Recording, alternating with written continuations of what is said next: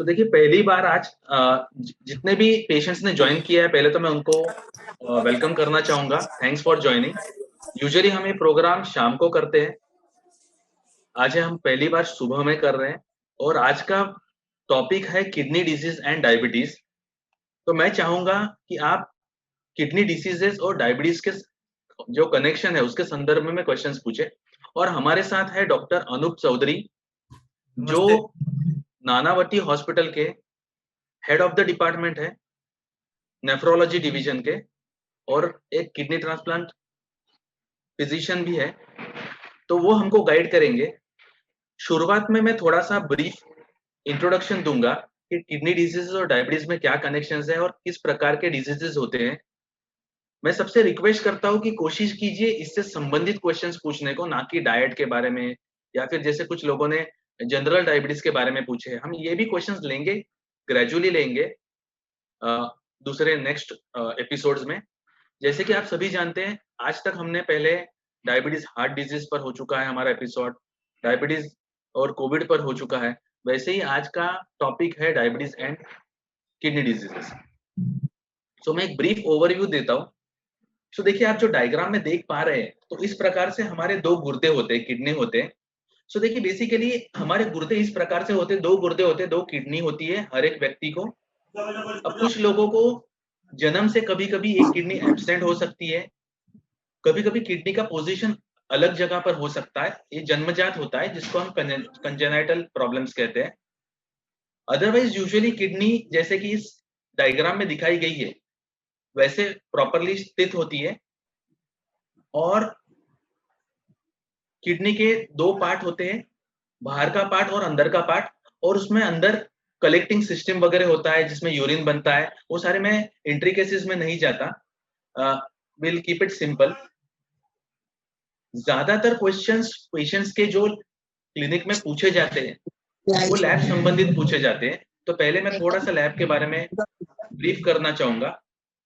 बहुत से पेशेंट्स को जब हम कहते हैं कि लैब टेस्ट करवाइए, तो जैसे क्रिएटिनिन कम से कम 6 महीने में, नहीं तो कम से कम साल में एक बार हर एक डायबिटिक पेशेंट का होना चाहिए। यूरिन रूटीन अगर आप जब भी शुगर करवाने जाओ तब कराओ तो बहुत ही अच्छी बात है। अगर नहीं तो कम से कम एटलीस्ट वंस इन 6 मंथ्स तो कराइए। अगर आपको सिम्टम्स है तो करवाइए। सीबीसी करवाना चाहिए बीच बीच में। कभी कभार जरूरत पड़ी तो आपके डॉक्टर आपको सोनोग्राफी कराने को कह सकते हैं। कभी कभी हम कंप्लीट रीनल फंक्शन टेस्ट करने को बोलते हैं। हर एक डायबिटिक पेशेंट ने साल में एक बार कम से कम यूरिनरी एल्ब्यूमिन क्रिएटिनिन रेशियो करना चाहिए।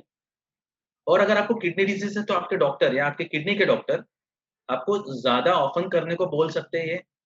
और सिस्टैटिन सी करके एक टेस्ट होता है जो हम काफी अ, मतलब कई ओकेशंस पर नहीं करते, ओनली लिमिटेड पेशेंट्स में ही करते हैं। उसके बारे में विस्तृत में अनूप सर हमको बताएंगे। तो जस्ट शॉर्ट में बताना चाहूंगा कि क्रिएटिनिन का टेस्ट बहुत इंपॉर्टेंट होता है। जब भी आप कोई भी लैब से करें तो कोशिश कीजिए कि ऐसे लैब से करें जो एंजाइमेटिक मेथड से करते हैं या फिर जाफिज से करते हैं, क्योंकि बहुत से पेशेंट हमारे पास आते हैं उनके क्रिएटिनिन के रिपोर्ट बहुत ही अनरिलायबल होते हैं। सो कोशिश कीजिए कि अच्छी लैब से करें। सो ये एक सिंपल सा टिप है क्रिएटिनिन के बारे में। दूसरा, एक यूरिन रूटीन के बारे में एक टिप देना चाहूंगा कि properly mid stream sample collect कीजिए। ज्यादातर पेशेंट इस चीज पर ध्यान नहीं देते और इसके वजह से कभी कभी पस सेल्स ज्यादा आ जाते हैं। तो इसके वजह से रिपोर्ट इंटरप्रेट करना डॉक्टर के लिए या नेफ्रोलॉजिस्ट के लिए, डायबिटीज के डॉक्टर के लिए या नेफ्रोलॉजिस्ट के लिए डिफिकल्ट हो सकता है। तो मिड स्ट्रीम सैंपल मतलब आपको पेशाब करना शुरू करना है, थोड़ी सी पेशाब जाने देना है और बीच में की टेस्ट करना, यूरिन पकड़ना है आपके कलेक्शन के, जो भी आपको कलेक्शन के लिए ट्यूब दिया गया है उसमें। सीबीसी तो ऑब्वियसली एक अच्छी लैब से करवाइए। सोनोग्राफी जब करवाते हैं तो कुछ चीजें बहुत इंपॉर्टेंट होती है, जैसे अगर पुरुषों में है तो प्रोस्टेट, तो जैसे पुरुषों में है तो प्रोस्टेट के बारे में जानकारी मिलना बहुत जरूरी है। अगर स्त्रियों में भी है या पुरुषों में दोनों में है तो प्री वॉइड और पोस्ट वॉइड रेसिड्यू देखना बहुत जरूरी होता है। मतलब पेशाब करने के पहले कितना पेशाब ब्लैडर में, मूत्राशय में था और पेशाब करने के बाद में कितना रह जाता है। इससे बहुत से डायग्नोसिस करने में हेल्प हो सकती है। कंप्लीट किडनी फंक्शन टेस्ट काफी हेल्पफुल हो सकता है। यूरिनरी एल्बुमिन क्रिएटिनिन रेशियो में हमको पता चलता है कि कितना प्रोटीन जा रहा है। सिस्टैटिन सी एक सोफिस्टिकेटेड टेस्ट है, मैं अनूप सर को बोलूंगा उसके बारे में बताने को। बहुत से पेशेंट्स को प्रोस्टेट और ब्लैडर के रिलेटेड इश्यूज होते हैं, वो भी आज हम डिस्कस करने वाले हैं। जिन पेशेंट्स ने लेट ज्वाइन किया उनको ये इन्फॉर्म कर देता हूँ कि मैं एक ब्रीफ ओवरव्यू दे रहा हूँ ताकि आपको पता चले कि किस प्रकार के क्वेश्चंस आपको पूछने हैं डॉक्टर अनूप चौधरी को। फिर हम डिस्कस करेंगे डायबिटीज किस प्रकार से आपको आपके गुर्दों को अफेक्ट कर सकता है। तो शुगर जो कि यहाँ पर मैंने बताया है वो आपके गुर्दों को किस प्रकार से अफेक्ट कर सकता है उसके बारे में डिस्कस करेंगे। डायबिटीज के पेशेंट को अलग अलग गुर्दों की बीमारियां होती है उसके बारे में डिस्कस करेंगे। किडनी के प्रॉब्लम्स होने के वजह से ब्लड प्रेशर कैसे बढ़ता है उसके बारे में डिस्कस करेंगे। और ऐसे बहुत सारे दूसरे पॉइंट्स डिस्कस करेंगे आज के एपिसोड में। फिर हम डिस्कस करेंगे पाइलोनेफ्राइटिस जो कि एक ऐसी कंडीशन है जिसमें डायबिटीज के पेशेंट में किडनी में पस हो जाता है और उसकी वजह से प्रॉब्लम्स हो सकता है इन्फेक्शन होने के वजह से। ये नॉन डायबिटिक्स में भी हो सकता है लेकिन ज्यादातर ये कॉम्प्लिकेशंस डायबिटिक पेशेंट्स में होता है। तो मैं चाहूंगा ऐसे जो भी आपके क्वेश्चन है उसके बारे में जरूर पूछिए।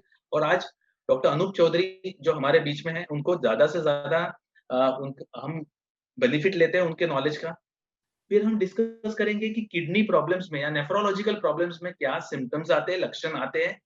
फिर हम डिस्कस करेंगे यूरोलॉजिकल प्रॉब्लम्स में, मतलब जैसे पेशाब अटक जाता है तो क्या सिम्टम्स आते हैं, पेशाब की धार स्लो हो जाती है तो क्या सिम्टम्स, क्या प्रॉब्लम्स होते हैं और कौन सी बीमारियां हो सकती है उसकी वजह से, और इसमें क्या क्या लक्षण आते हैं वो सारी चीजें डिस्कस करेंगे। फिर किडनी स्टोन, आज ये बहुत ही बढ़ता विषय है, बहुत जरूरी विषय होता जा रहा है और बहुत ही यंग पेशेंट्स को भी आजकल किडनी स्टोन होने लगे, तो इसके बारे में भी आज डिस्कस करेंगे। पेन किलर एंड किडनी बहुत ही जरूरी विषय है। ज्यादातर लोग पेन किलर इनजुडिशियसली खाते हैं, खुद से खाते हैं, डॉक्टर को पूछे बगैर खाते हैं और उसके वजह से किडनी फेलियर होता है। इनफैक्ट ऐसा कहा जाता है कि हर जितने भी दुनिया में लोग डायलिसिस, जितने भी लोगों को डायलिसिस चालू है उसमें एवरी थर्ड पेशेंट शायद अगर पेन किलर नहीं खाया होता तो किडनी प्रॉब्लम्स में नहीं पहुंचता। तो इतना कॉमन है, ज्यादातर पेशेंट्स इस पर ध्यान नहीं देते और फिर प्रॉब्लम्स होता है। तो कोशिश करते हैं कि ये प्रॉब्लम्स होने के पहले हम ऐसी केयर करें, अपने पेशेंट्स को एजुकेट करें ताकि वो ये सारी मिस्टेक्स रिपीट ना करें। फिर हम डिस्कस करेंगे लो पोटेशियम और हाई पोटेशियम क्या होता है। सोडियम, कभी कभी आपने सुना होगा लो सोडियम होने की वजह से पेशेंट बेहोश से हो जाते हैं या कॉन्शियसनेस लेवल उनका डिस्टर्ब हो जाता है, उनको एडमिट करना पड़ता है। ये सारी चीजों के बारे में डिस्कस करेंगे। किसी किसी को पेशाब कपड़े में लीक हो जाता है जिसको यूरिनरी इनकॉन्टिनेंस कहते हैं, उसके बारे में डिस्कस करेंगे। किसी किसी को अचानक से यूरिन रुक जाता है रात को और एकदम से उनको लेकर हॉस्पिटल में भागना पड़ता है, स्पेशली पुरुषों में काफी कॉमन है प्रोस्टेट की वजह से। तो इन प्रॉब्लम्स के बारे में हम डिस्कस करेंगे। फिर थोड़ा बहुत हम किडनी ट्रांसप्लांटेशन और डायलिसिस के बारे में डिस्कस करेंगे। देखिए हमारे देश में लोगों को डायलिसिस से इतना डर लगता है और इतने इसके बारे में गलत फहमियां है कि लोग करेक्ट टाइम पे डॉक्टर्स को अप्रोच नहीं करते, किडनी स्पेशलिस्ट को, और फिर डायलिसिस के लिए भी बहुत लेट हो जाता है या किडनी ट्रांसप्लांटेशन का सोचते नहीं है। इनफैक्ट कैसे अर्ली किडनी ट्रांसप्लांटेशन के बारे में सोचकर उसका प्रॉपर प्लानिंग कर राइट टाइम पर किडनी ट्रांसप्लांटेशन करने से लाइफ भी बच सकती है और लाइफ के आउटकम्स भी अच्छे हो सकते हैं, इसके बारे में डिस्कस करेंगे। फिर हमारे एक पेशेंट ने मुझको कहा था कि स्पेसिफिकली मल्टीपल माइलोमा के बारे में बात करना। ये एक ब्लड का डिसऑर्डर है, एक प्रकार से आप कह सकते हैं, एक प्रकार का ब्लड कैंसर जैसी बीमारी होती है जो गुर्दों पर अफेक्ट कर सकती है, तो उसके बारे में डिस्कस करेंगे। और हम डिस्कस करेंगे पॉलीसिस्टिक किडनी डिजीज के बारे में। ये भी हमारे एक पेशेंट ने जिनको ये बीमारी है, उन्होंने स्पेसिफिकली मुझको कहा था कि ये इस टॉपिक पर डॉक्टर जरूर डिस्कस करना, तो ये भी हम डिस्कस करने वाले हैं आज के प्रोग्राम में। तो ये कुछ मैंने आउटलाइन बना के रखा है, लेकिन इसके अलावा भी अगर आपके कुछ इंटरेस्टिंग क्वेश्चंस हो तो हम उसको जरूर लेंगे। सो मैं चैट बॉक्स में देखता हूँ, अगर कुछ क्वेश्चंस है तो हम उसको लेंगे, अदरवाइज मैं कुछ ब्रीफ क्वेश्चंस अनूप सर को पूछना शुरू करता हूँ। आई थिंक चैट बॉक्स में, एक मिनट, चैट बॉक्स में अभी तक कोई खास क्वेश्चंस नहीं है, तो मैं अनूप सर को पहला पूछना शुरू करूंगा।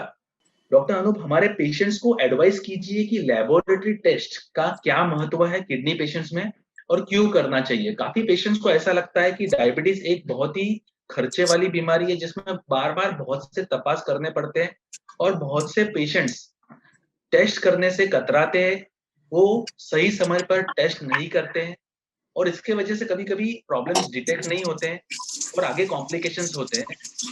तो मैं आपसे रिक्वेस्ट करता हूँ कि आप इसके बारे में अगर बताएँ, तो अच्छा रहेगा कि ये टेस्ट के बारे में जो हमने लिखे हैं या फिर अगर आपको और कोई टेस्ट के बारे में बताना होगा, तो उसके बारे में भी ज़रूर बताइए श्रोताओं को। Thank you doctor Pradeep. मैं एक्चुअली किडनी के टेस्ट या फिर डायबिटीज में बार-बार टेस्ट क्यों करना चाहिए, इसके लिए हमें पहले किडनी का काम समझना होगा। किडनी का सबसे पहला महत्वपूर्ण काम जो होता है वो ब्लड प्रेशर को मेंटेन करना। किडनी का काम होता है कि शरीर का जो वॉल्यूम होता है वो मेंटेन करना, यूरिन तैयार करना ताकि उससे वेस्ट प्रोडक्ट बाहर निकाल सके। जो हड्डी होती है उसको मजबूत रखना, उसके लिए calcium, phosphorus, vitamin D, PTH इन चीजों का बैलेंस बनाए रखना। और कुछ इलेक्ट्रोलाइट जिसका मैं नाम ले रहा हूँ, sodium, potassium, chloride, bicarbonate, magnesium, इन सब में बैलेंस बनाते हुए शरीर की संरचना को मेंटेन करना। साथ में जो हीमोग्लोबिन बनाने के लिए जो हार्मोन लगता है वो भी किडनी तैयार करती है। जब किसी व्यक्ति को डायबिटीज होता है, सबको पता है डायबिटीज बहुत ही साइलेंट डिसीज होता है और उसमें सिम्टम्स तभी आना चालू होते हैं जब सारी चीजें आपे से बाहर हो जाती है। तो जिसको भी डायबिटीज सबसे पहले पता चलता है तो डायबिटीज के स्पेशलिस्ट जो है वो सारे टेस्ट करने को हमको बोलते हैं, क्योंकि अगर सबसे पहला अगर कोई सिम्टम है किडनी डिसीज का तो कोई सिम्टम नहीं है। माने तो जब तक हम टेस्ट नहीं करेंगे तब तक हमें पता नहीं लगेगा।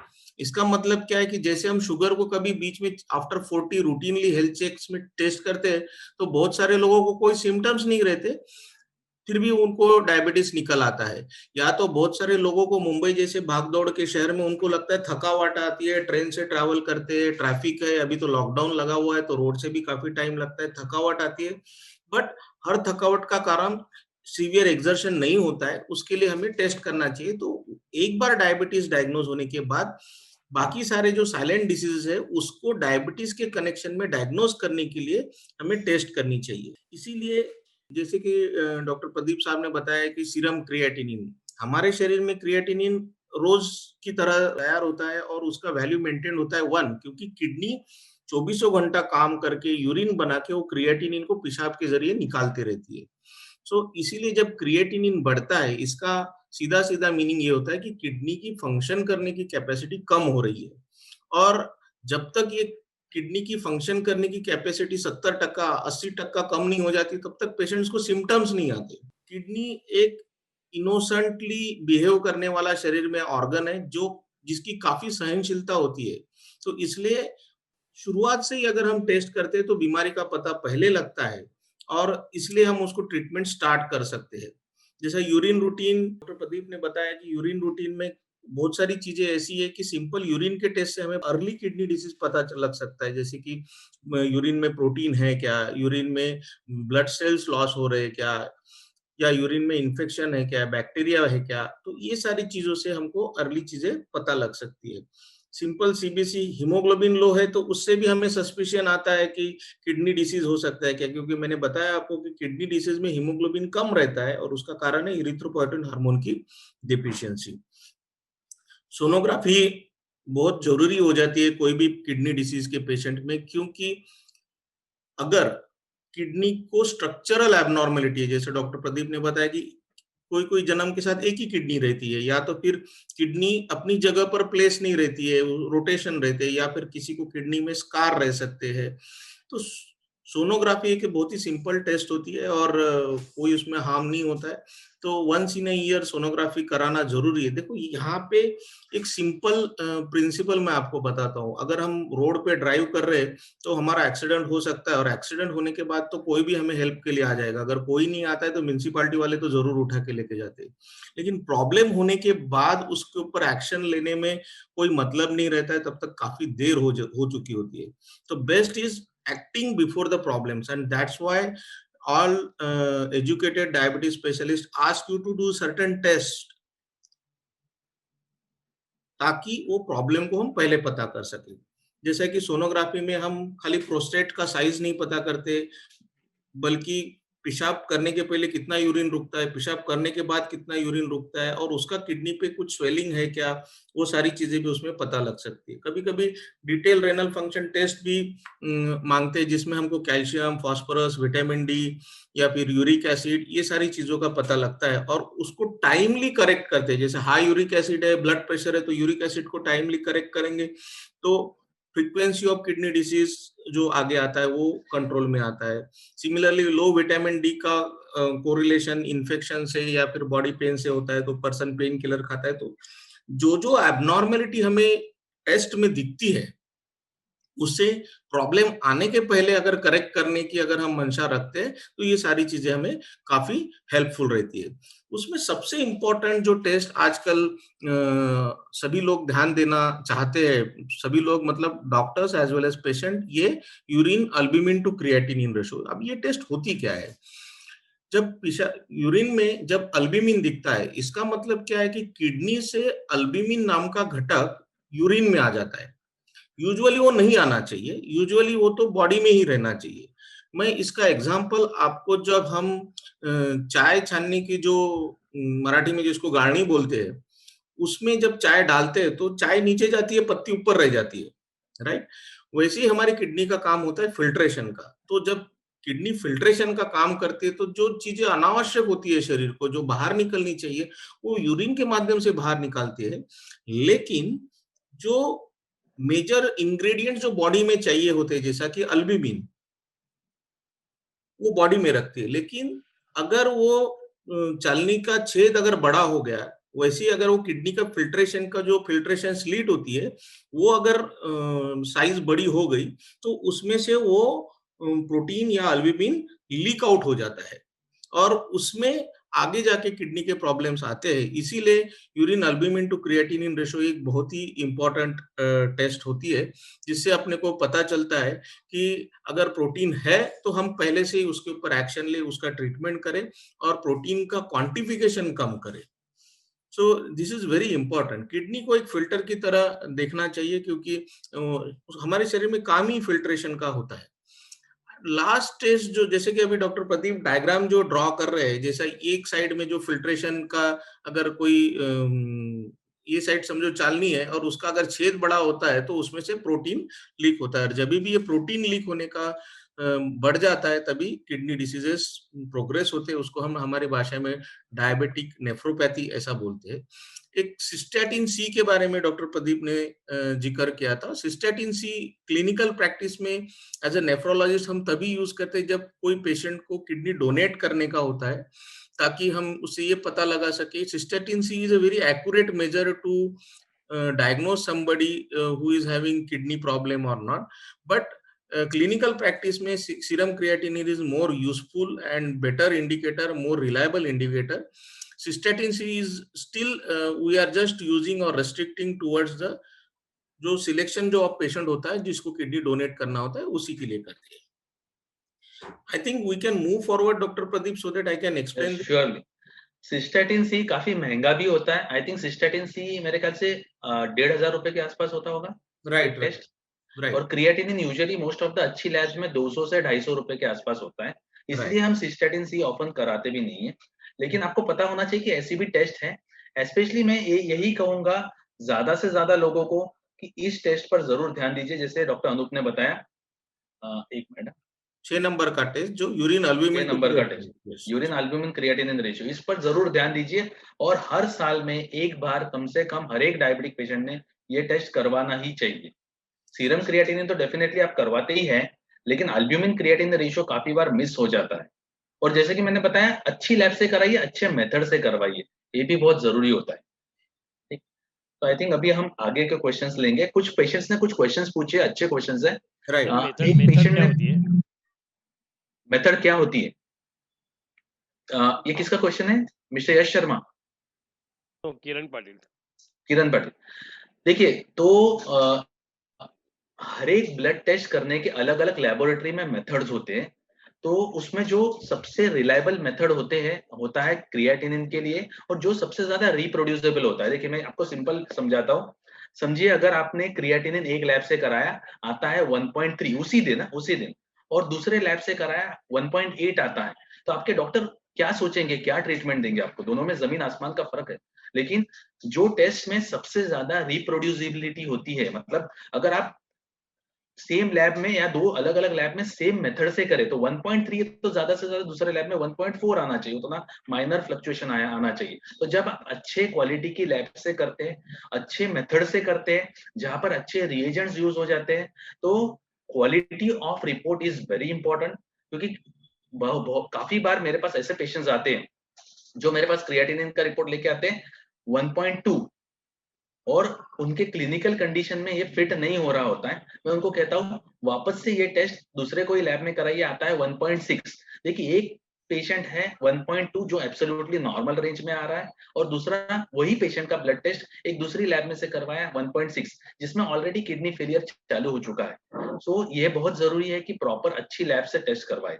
एक थोड़ा कंफ्यूजन दूर करने के लिए अच्छी लैब का मतलब एक आम आदमी को समझने के लिए एक सिंपल चीज मैं आपको बताता हूँ कि जैसे कोई भी इंडस्ट्री में स्टैंडर्ड्स होते हैं, आईएसओ स्टैंडर्ड और आईएसआई स्टैंडर्ड या एगमार्क स्टैंडर्ड की, या गोल्ड लेते हैं तो हॉलमार्क स्टैंडर्ड, मतलब हॉलमार्क का गोल्ड है तो एक्चुअली गवर्नमेंट का इसके ऊपर कंट्रोल है।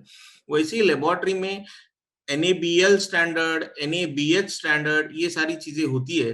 तो I think NABL and NABH standard is up to the mark, जहाँ पे टेस्ट जो होते हैं वो जिसके मापदंड के अनुसार होते हैं और उसमें यूनिफॉर्मिटी काफी अच्छी होती है।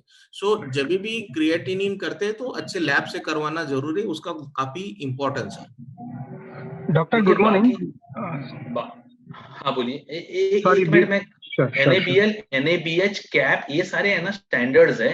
NABL national accredited board of laboratory है, NABH national accreditation for board of hospital है, और कैप मतलब कॉलेज ऑफ अमेरिकन पैथोलॉजिस्ट। तो अगर ये ऐसी लैब्स है तो अच्छी लैब्स मानी जाती है।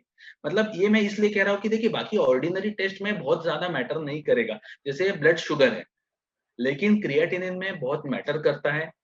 HbA1c जैसी टेस्ट में बहुत मैटर करता है कि आप कौन सी मेथड से कर रहे हैं, क्योंकि उस रिलायबिलिटी वो रिपोर्ट का बहुत जरूरी होता है, तब हम पेशेंट को एग्रेसिवली और अच्छे से ट्रीट कर सकते हैं। हाँ सॉरी, कोई क्वेश्चन पूछ रहे थे। Hi doctor Pradeep, this is Sudeep Maydev, good morning. या बोला सुदीप। डॉक्टर अभी सर ने मेंशन किया कि प्रोटीन लीकेज पॉसिबल है and we need to do this kind of test once in a year if we are a diabetic patient. Okay, so my question is, ये protein leakage अगर identify होता है, encounter होता है, सो medication से ये हम लोग प्रिवेंट कर सकते हैं कि एक बार इसको टेक एग्जांपल छालनी है, ओके, अगर उसका छेद बड़ा हो गया तो हम लोगों को रिप्लेस करना पड़ता है छालनी। वैसे ही इन ह्यूमन बॉडी अगर हम लोगों को ये प्रोटीन लीकेज चालू हुआ है तो ये पॉसिबल है प्रिवेंट करना, या there is no absolute answer for this? ये बहुत ही अच्छा क्वेश्चन है। कुछ मैं बताता हूँ डायबिटीज पॉइंट ऑफ व्यू से, कुछ डॉक्टर अनूप बताएंगे किडनी पॉइंट ऑफ व्यू से। देखिए डायबिटिक पेशेंट में हम जो यूरिन रूटीन कराते रेगुलरली, उसमें से भी पता चलता है कि प्रोटीन जा रहा है कि नहीं। लेकिन सोफिस्टिकेटेड टेस्ट है यूरिन अल्ब्यूमिन क्रिएटिनिन रेशियो, उसमें micro level of albumin leakage भी होता है ना, तो पता चल जाता है, मतलब कम लेवल पर। और अगर जैसे कि बताया, देखिए मैंने इस डायग्राम में बताया छलनी खराब हो चुकी है, जो मैं अभी ड्रॉ कर रहा हूँ, देखिए वो छलनी खराब हो चुकी है, उसको इरिवर्सिबल टाइप ऑफ डैमेज है, लेकिन वो डैमेज आगे बढ़ने से रोकने के लिए हम कुछ स्पेसिफिक दवाइयां दे सकते हैं। और एज ए डायबिटोलॉजिस्ट मैं बताऊंगा सबसे इंपॉर्टेंट है good sugar control.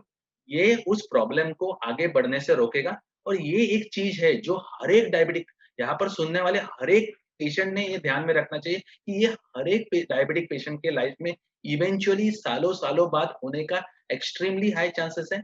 In fact type 2 diabetes में ऑलमोस्ट 50% डायबिटिक पेशेंट इवेंचुअली कोई ना कोई दिन किडनी प्रॉब्लम में पहुंचते ही पहुंचते हैं। तो आप पहले से अगर एग्रेसिव रहेंगे तो अच्छा रहेगा। सो मेरे पॉइंट ऑफ व्यू से एज ए डायबिटोलॉजिस्ट मैं बताऊंगा कि डायबिटीज को अच्छे कंट्रोल कीजिए, और ऐसी कुछ दवाइयां आती है जो किडनी को प्रोटेक्ट करती है, जिनके बारे में डॉक्टर अनूप बताएंगे आपको। जी, एक्चुअली जो आपने क्वेश्चन पूछा है बहुत ही रिलेवेंट और वैलिड क्वेश्चन पूछा है। सबसे पहले जब भी टेस्ट पॉजिटिव आता है, मतलब माइक्रोअल्ब्यूमिनिया पाया जाता है, तो हमें ये देखना बहुत जरूरी होता है कि ये माइक्रोअल्ब्यूमिनुरिया का कारण क्या है। जैसे माइक्रोअल्ब्यूमिनुरिया के बहुत सारे कारण होते हैं। डायबिटिक पेशेंट में मोस्ट कॉमनली कॉज होता है कि डायबिटीज की वजह से ऐसा हो सकता है, लेकिन नॉन डायबिटीज रिलेटेड भी बहुत सारे कॉज होते हैं जिसकी वजह से प्रोटीन लीक होता है। तो first of all we once it is diagnose, एक बार उसका डायग्नोसिस होने के बाद में detailed clinical history, physical examination, blood pressure examination और उसके बाद उसका इटियोलॉजी फाइंड आउट करने के लिए आंखों के फंडस का एग्जामिनेशन, ये सारी चीजें बहुत जरूरी होती है। अगर आपके डायबिटोलॉजिस्ट या किडनी स्पेशलिस्ट और कुछ चीजें सस्पेक्ट करते हैं तो आपको और कुछ टेस्ट लिख के भी दे सकते हैं, जैसे कि to rule out autoimmune disorders और to rule out light chain disease और something like that. So once we diagnose and confirm that microalbuminuria is there, then we can treat it। जैसे कि डॉक्टर प्रदीप गाड़के ने बताया कि हमको उसको डायबिटीज में शुगर कंट्रोल करना काफी इंपॉर्टेंट है। दूसरा, पेशेंट को स्मोकिंग अवॉइड करने का काफी इंपॉर्टेंट है। वजन कंट्रोल करना, ओबेसिटी कंट्रोल करना वो काफी इंपॉर्टेंट है। ब्लड प्रेशर कंट्रोल करना सबसे ज्यादा इंपॉर्टेंट है, and treating that blood pressure to the target with the medicine specifically, जैसे आप ब्लड प्रेशर में एस इनिबिटर्स बोलते हैं या एआरबीज बोलते हैं, ये काफी इंपॉर्टेंट होते हैं। सो एस इनिबिटर्स यानी रैमिप्रिल दवा होती है, एआरबी मतलब टेल्मिसार्टान, वाल्सार्टान या फिर जो सार्टान ग्रुप में ड्रग्स आते हैं वो सारी दवाइयां होती है।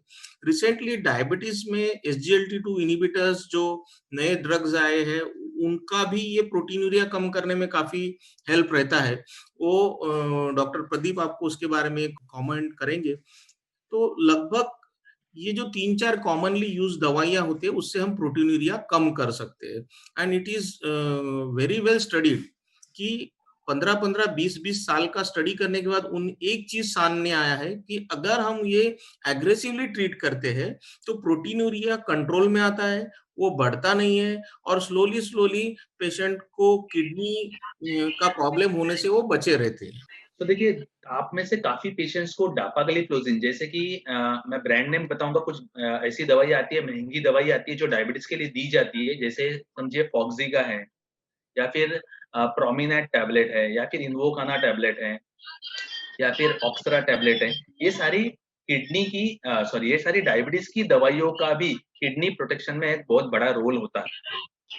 तो ये सारी चीजें करने से आपका डायबिटीज कंट्रोल रहता है। और सबसे इम्पोर्टेंट और एक बात मैं बताना चाहूंगा कि आपका ब्लड प्रेशर अच्छा कंट्रोल रखना ये भी बहुत जरूरी है, प्रोटीन कंट्रोल कर मतलब यूरिन में से प्रोटीन लीकेज कम करने के लिए। तो ये भी एक महत्वपूर्ण पॉइंट रहेगा। अभी कुछ क्वेश्चंस लेते हैं पेशेंट्स के। एक पेशेंट ने क्वेश्चन पूछा है कि is there any chance to reduce urine frequency for diabetes patient. तो थोड़ा सा बताऊंगा, डायबिटीज के पेशेंट में पेशाब बार बार ज्यादा होना या फिर ज्यादा होना ये बहुत कॉमन होता है। इसका एक मुख्य कारण हो सकता है अनकंट्रोल डायबिटीज। तो आपका डायबिटीज जरूर कंट्रोल कीजिए। अनकंट्रोल डायबिटीज, अगर डायबिटीज कंट्रोल हो जाता है तो बहुत सी बार पेशाब के प्रॉब्लम्स कंट्रोल हो जाते हैं। इसके अलावा दूसरे कुछ प्रॉब्लम्स हो जा सकते हैं, जैसे यूरिनरी ट्रैक्ट इन्फेक्शन, उसके वजह से कभी कभी होता है। कभी कभी जैसे प्रोस्टेट वगैरह की बीमारियों के वजह से होता है, या कभी कभी कुछ bladder related long standing diabetic patient में जो प्रॉब्लम होते हैं। मैं अनूप सर को बताऊंगा, पूछूंगा कि इसके बारे में थोड़ा विस्तृत से बताइए। राइट, एक तो कारण आपने बहुत अच्छे से समझाया, अनकंट्रोल डायबिटीज। लेकिन डायबिटीज के पेशेंट में यूरिन के इन्फेक्शन होने की बहुत ज्यादा प्रोबेबिलिटी होती है, पर्टिकुलरली अगर शुगर कंट्रोल नहीं होता है तो। साथ साथ में जो पेशेंट्स को लंबे समय से डायबिटीज रहता है उनको पेशाब की थैली का वीकनेस होता है। मतलब जैसे हमारे हाथ के मसल वीक होते हैं वैसे पेशाब की थैली में भी वीकनेस आता है, उसको हम डायबिटिक सिस्टोपैथी बोलते हैं। तो उसमें ब्लैडर का वीकनेस की वजह से पेशाब करने के बाद भी काफी पेशाब ब्लैडर में रुक जाता है। उसमें मेल पेशेंट में, आदमी में प्रोस्टेट एक कॉमन कारण है, जिनको 50 उम्र के 50 के बाद हार्मोनल इम्बैलेंस में नॉर्मली प्रोस्टेट का साइज बढ़ता है और उसके वजह से पेशाब रुकना चालू होता है और पेशाब में नीडस होता है, उसके वजह से बैक्टीरियल इन्फेक्शन बहुत कॉमन होता है। तो ये सारे मोस्ट कॉमन रीजंस है कि जिसके वजह से पेशेंट को यूरिन के लिए बार बार जाना होता है। एक बहुत ही इंपॉर्टेंट कारण है कि अगर किसी पर्सन को दिन रात में पहले एक ही बार पेशाब के लिए उठते थे या कभी बिल्कुल नहीं उठते और धीरे धीरे अगर आप नोट कर रहे हैं कि रात में 2 बार 3 बार पेशाब के लिए उठना पड़ता है, तो this could be early sign. उसको मेडिकल भाषा में नॉक्चूरिया बोलते हैं, मतलब रात में बार बार पेशाब के लिए उठना, जो पहले आदत नहीं थी बट अभी डेवलप हो रही है। तो this could be a early sign for diabetic kidney disease और एनी किडनी डिसीज। या किसी व्यक्ति को अगर पेशाब के जरिए अगर स्टोन हुआ है और उसका ऑपरेशन हुआ है, तो उसमें भी ये फ्रीक्वेंसी का प्रॉब्लम रह सकता है। एक पेशेंट ने प्राइवेटली क्वेश्चन पूछा है, sometimes you feel very bad after urination specially under garments. मतलब उनका कहना है कि अंडर गारमेंट में से कभी कभी बहुत ही खराब स्मेल आती है। ये एक प्रश्न है। और एक दूसरा प्रश्न मैं जो अनूप सर से पूछना चाहूंगा कि काफी बार कुछ पेशेंट्स आते हैं, देखिए ये बहुत इंपॉर्टेंट है नोट करना, मेल पेशेंट आते हैं कि मेरे अंडर गारमेंट्स पे पेशाब का डॉट दिखा था, पेशाब नहीं, खून का दाग दिखा था। कभी कभी ये प्रोस्टेट कैंसर जैसे डेंजरस चीजों का साइन हो सकता है और उसको अप्रोप्रिएट टाइम में पकड़कर ट्रीट करने से बहुत सी बार प्रोस्टेट कैंसर कंप्लीटली क्यूरेबल भी होता है। तो मैं चाहूंगा डॉक्टर अनूप इसके बारे में बताइए, एक तो अंडरगारमेंट से खराब स्मेल आने का और ये ब्लड के बारे में।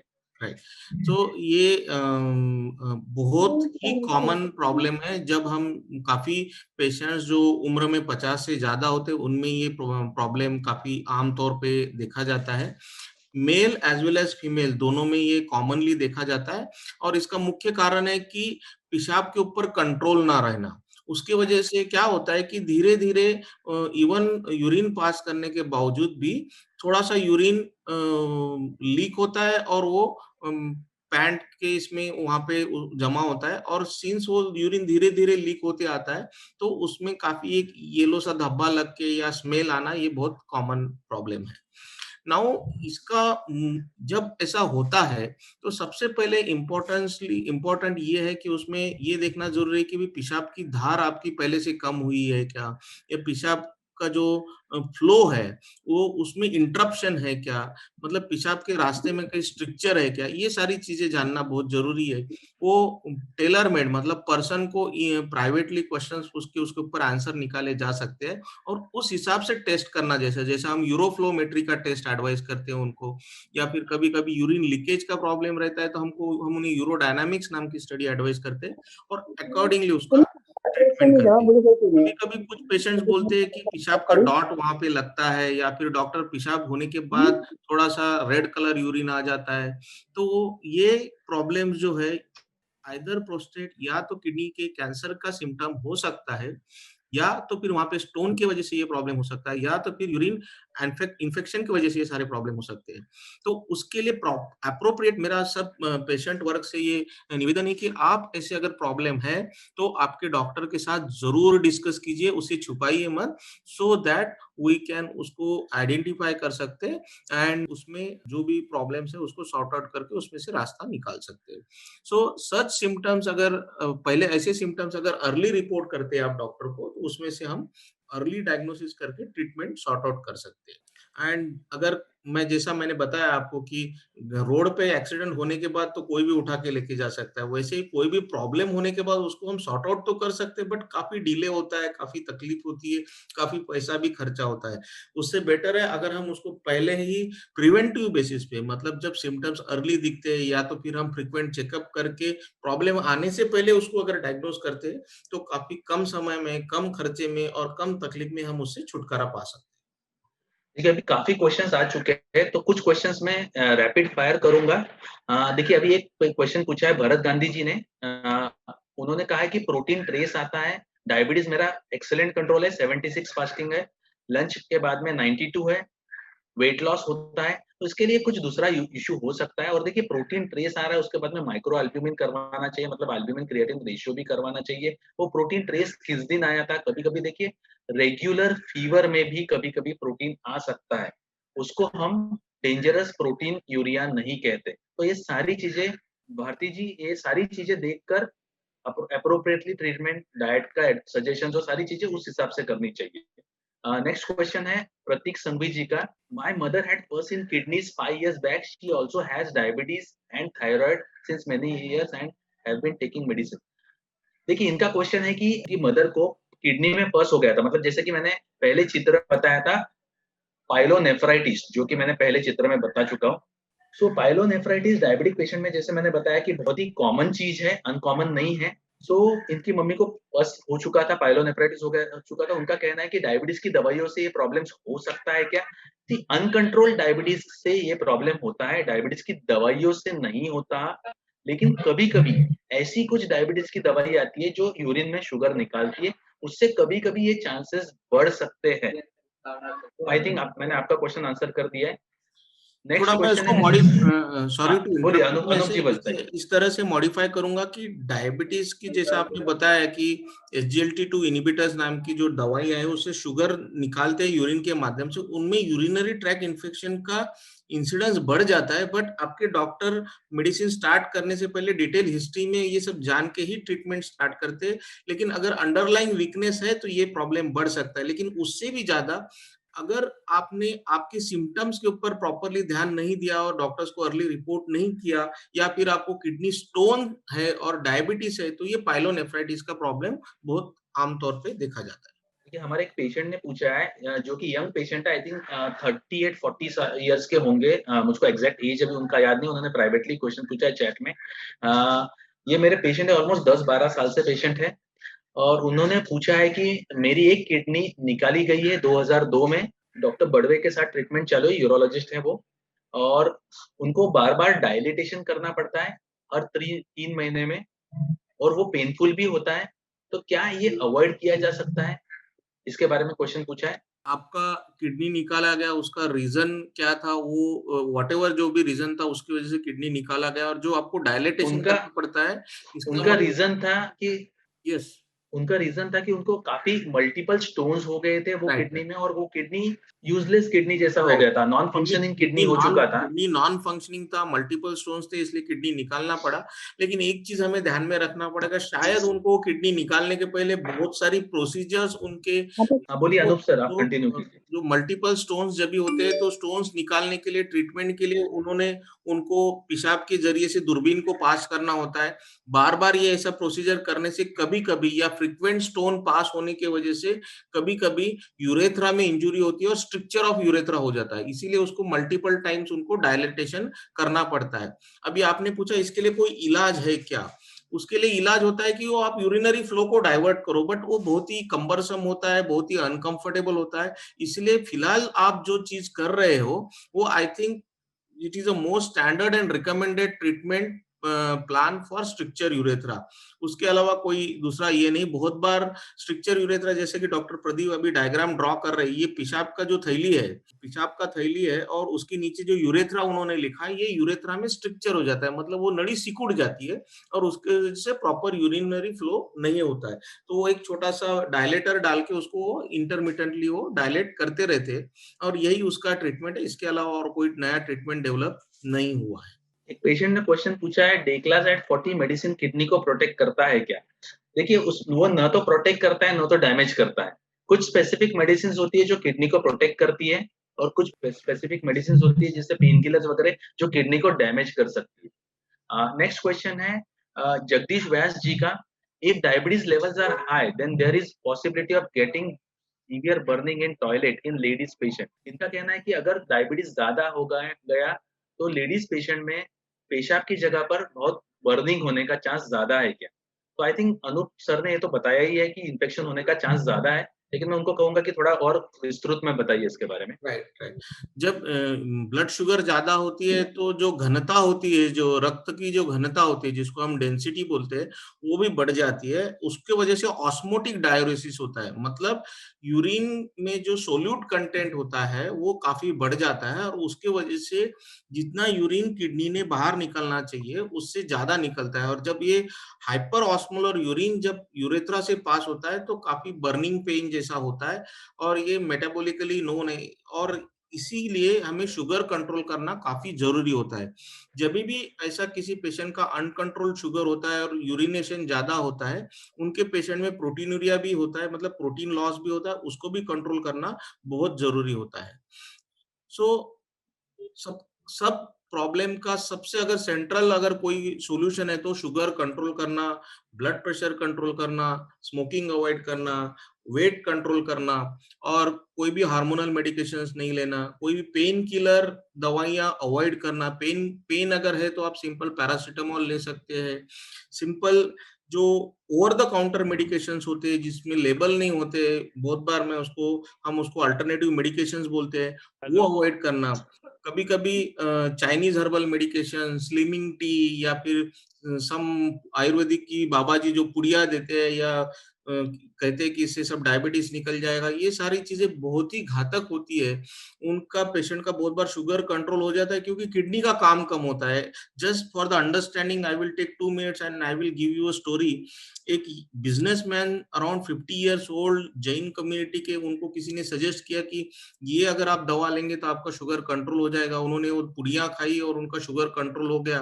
3 महीने में उन्होंने कम से कम 100 पेशेंट को भेजा उनके पास कि ये बाबा जी की पुड़ी से मेरा शुगर कंट्रोल हो गया। जब चौथे महीने में उनके पैरों में सूजन आना चालू हो गई, उनके प्राइवेट प्रैक्टिशनर ने जब टेस्ट कराया तो पता चला कि अल्बुमिन जा रहा है, क्रिएटिनिन बढ़ गया।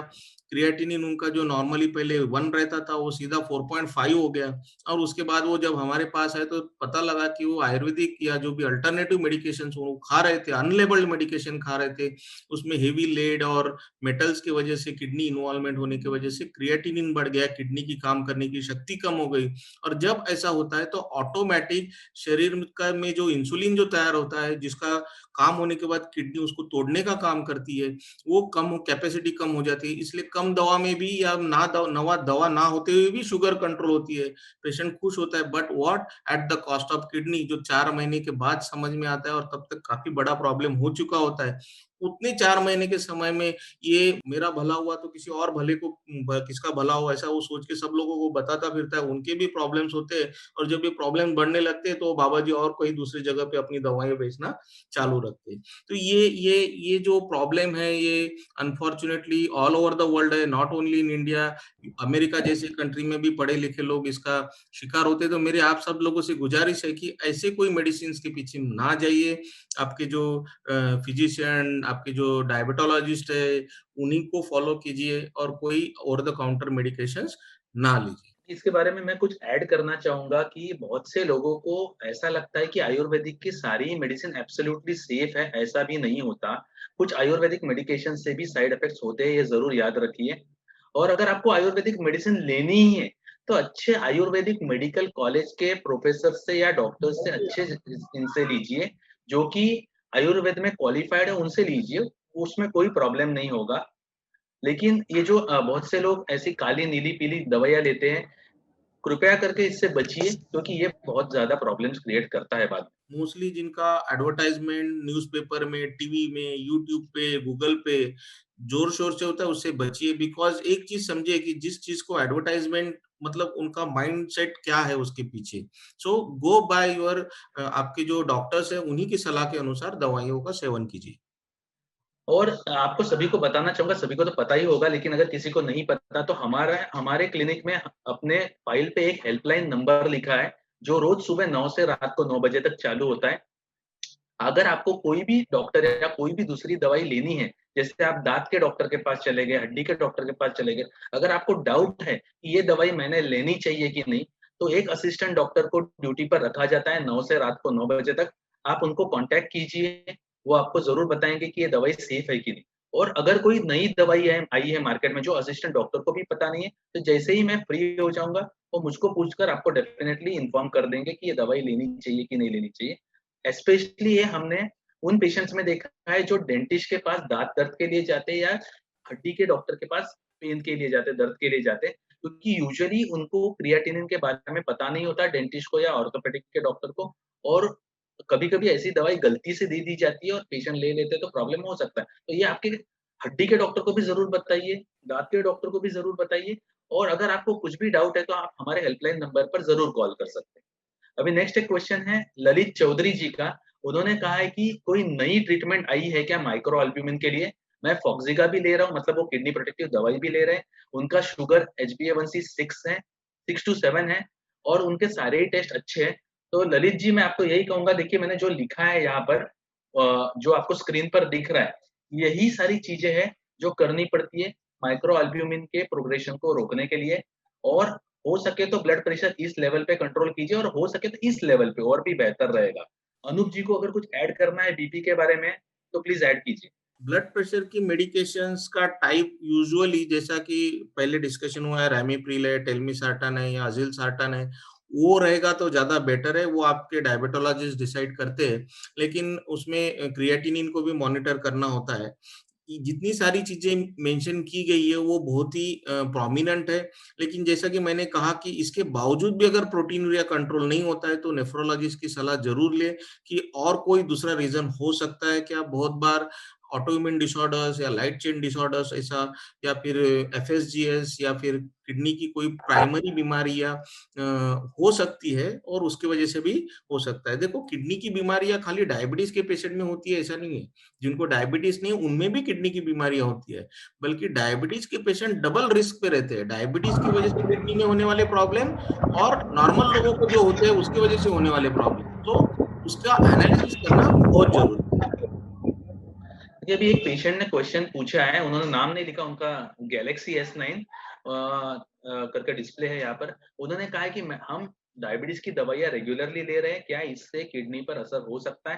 देखिए, डायबिटीज की मेडिसिन से डायरेक्टली किडनी पर असर नहीं होता, लेकिन कभी कभी क्या होता है, मेरे पास ऐसे पेशेंट्स आते हैं जिनको मैंने 7-7 साल पहले दवाइयाँ लिखी थी या 5-5 साल तक पहले दवाई लिखी थी। अब वही दवाई अगर वो खा रहे हैं इतने सालों से, और अगर वो अनसुपरवाइज्ड है, तो डेफिनेटली कुछ कॉम्प्लिकेशंस कभी कभी, not in every case patient, complications हो सकते हैं। वैसे ही कुछ लोगों में बहुत सी गलत फहमी है कि मेटफॉर्मिन ये दवाई खाने से किडनी फेल होता है। तो इसके बारे में मैं कुछ बताना चाहूंगा। मेटफॉर्मिन से किडनी फेल नहीं होता, लेकिन मेटफॉर्मिन एक किडनी फेलियर के पेशेंट में कम डोज में देना चाहिए या कभी कभी नहीं देना चाहिए, क्योंकि मेटफॉर्मिन एक दवाई से कभी कभी लैक्टिक एसिड एसिडोसिस नाम का एक कॉम्प्लिकेशन हो सकता है, जो हर एक में नहीं होता, जो ऐसे पेशेंट्स में होता है जिनका क्रिएटिनिन काफी हद तक बढ़ा हुआ है। दूसरा एक कंट्रोवर्सी रिसेंटली जो आया था मेटफॉर्मिन के बारे में, उसके बारे में भी कहना चाहूंगा, जो भले वो आज के टॉपिक से रिलेटेड नहीं है। रिसेंटली एक आर्टिकल व्हाट्सएप पे बहुत चल रहा था कि मेटफॉर्मिन के कोई बैच में एनडीएमए की मात्रा बहुत ज्यादा मिली है। एनडीएमए एक कार्सिनोजेन है, मतलब इससे इसके ज्यादा प्रमाण में सेवन से कैंसर हो सकता है।